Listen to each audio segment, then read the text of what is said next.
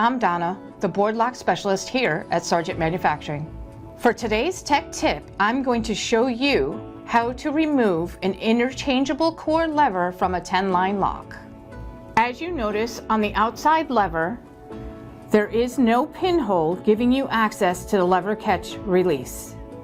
As an extra security measure when using interchangeable core hardware, Sargent makes it necessary to first remove the core to access the lever catch from inside the lever.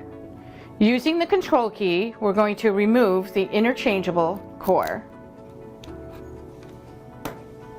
Now that the core is removed, you can then access the lever catch. Looking inside the lever, where the pinhole would normally be on the outside of the handle, locate the small divot.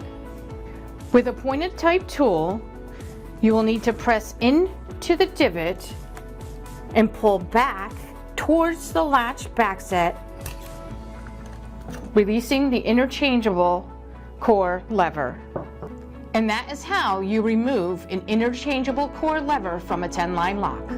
If you need any further assistance, please feel free to contact us at 1-800-727-5477 or email us at techsupport.sargent@asaabloy.com. Thank you.